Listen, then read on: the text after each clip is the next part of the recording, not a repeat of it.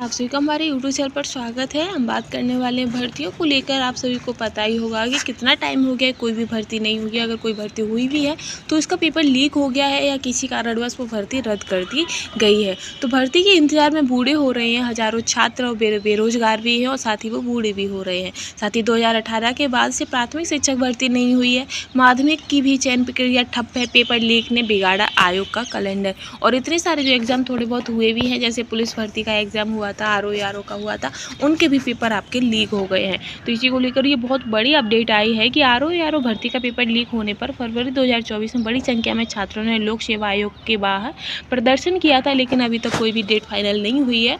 और साथ ही जो आपको पता ही होगा कि बिहार में जो शिक्षक भर्ती परीक्षा थी और जो पेपर लीक हुए थे उनकी भी री एग्ज़ाम की भी डेट आ गई है। पुलिस भर्ती का जो पेपर रद्द हुआ था उसकी भी री एग्ज़ाम की डेट आ गई, लेकिन यूपी में अभी तक कोई भी री एग्ज़ाम की डेट नहीं आई है। पुलिस भर्ती का एग्ज़ाम भी आपका रद्द हुआ था, उसकी भी नहीं आई है। साथ ही आरओ की भी नहीं आई है। तो भर्ती लेट है सो तो है ही, पर साथ में इनकी री एग्ज़ाम की भी अभी तक कोई डेट नहीं आई है। तो इसी डेट को लेकर जो सरकारी नौकरी पाने की चाहत में पूरे प्रदेश से प्रयागराज आने वाले युवा पढ़ाई लिखाई करने के बाद भर्ती के इंतजार में बूढ़े हुए जा रहे हैं। हज़ारों छात्र आवेदन किए बगैर ही ओवर एज होने के कारण नौकरी की रेस से बाहर हो रहे हैं। सालों बाद भर्ती आई भी जाए तो नकल माफिया पेपर लीक कराकर उनके मंसूबों पर पानी फेरने में कसर नहीं छोड़ते हैं। पेपर लीक का ही नतीजा है कि उत्तर प्रदेश लोक सेवा आयोग का कैलेंडर बिगड़ गया है। और तो वहीं 2018 के बाद आई सिपाही भर्ती के आवेदन सालों बाद फिर से मायूस घर बैठे हैं। वहीं दूसरी ओर तमाम प्रयासों के बावजूद 7 साल बाद भी उत्तर प्रदेश शिक्षा सेवा चयन आयोग के सक्रिय नहीं होने के कारण लाखों युवाओं के सपनों को पंख नहीं लग पा रहे हैं। उत्तर प्रदेश उच्चतर शिक्षा सेवा आयोग और माध्यमिक शिक्षा सेवा आयोग चयन बोर्ड के विद्यालयों के लिए पहली बैठक में 19 जुलाई 2017 को लखनऊ में हुई थी। इसके तकरीबन 7 साल बीतने के बाद चयन बोर्ड की बिल्डिंग पर आयोग का बोर्ड टंगने के साथ 12 सदस्यों की नियुक्ति तो हो गई, लेकिन अब तक नियमित अध्यक्ष, परीक्षक, नियंत्रक और सचिव की नियुक्ति नहीं हो सकी है।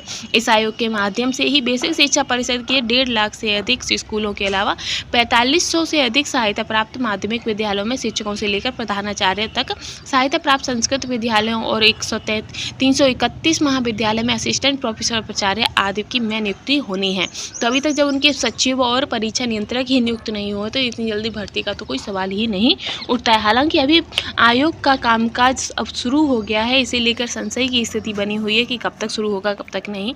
साथ ही आपके जो संबंध संस्कृत विद्यालय हैं उनमें भी अभी कोई भर्ती नहीं आई है। उसके बाद शिक्षकों के 50,000 से अधिक पद भी खाली है, क्योंकि आपकी शिक्षक भर्ती अभी हाल फिलहाल में तो हुई ही नहीं है। तो उसकी वजह से जो शिक्षकों के 50,000 से अधिक आपके पद भी खाली हैं। उधर आपके 5,180 पदों पर विज्ञापन के बावजूद भी आपकी भर्ती नहीं हुई है। जो उच्चतर शिक्षा आयोग के हैं, जिसमें आपके टीजीटी, पीजीटी है, प्रोफेसर हैं, जो भी हैं, उन सभी के भी 5,000 से प्लस आपके जो पद हैं वो खाली हैं, लेकिन वहाँ भी कोई आपकी भर्ती नहीं हुई है। आप इसमें देख सकते हैं कि प्राथमिक शिक्षक भर्ती कब आई थी, तो 2018 में। सहायक अध्यापक राजकीय विद्यालय की भर्ती कब आई थी, 2018 में।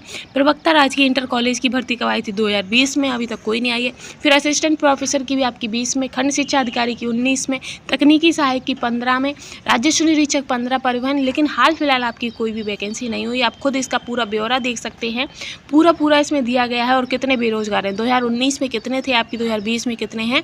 इनकी जो संख्या है वो बढ़ती ही जा रही है, क्योंकि अब जब बेरोजगार आएगा नहीं तो बच्चे जो भी हैं, जो बेरोजगार हैं, तो वो बेरोजगार करेंगे कैसे। ठीक है, तो इस सभी को देखते हुए काफ़ी विवादों के कारण पूरी नहीं हो सकी है भर्ती। काफ़ी विवाद भी चल रहे हैं, लेकिन छात्र कुछ भी करें, सब ये सरकार के ही हाथ में है कि उन्हें भर्ती कितनी जल्दी देनी है, कितनी जल्दी नहीं देनी है। उम्मीद करते हैं कि सरकार बच्चों की परेशानियों को समझेगी और जल्द से जल्द सभी भर्तियों को करवाने की कोशिश करेगी। जो आपका पेपर रद्द हो गए हैं उन्हें री एग्ज़ाम कराने की उनसे गुजारिश है कि वो उनका री एग्ज़ाम करवाएं, और जो भर्ती नहीं आई है तो जल्द से जल्द भर्ती लाने की भी कृपा करें। आप सभी भी अपनी इस पर राय ज़रूर बताइएगा और ऐसी लेटेस्ट अपडेट के लिए चैनल के साथ बने रहिएगा। Thanks for watching.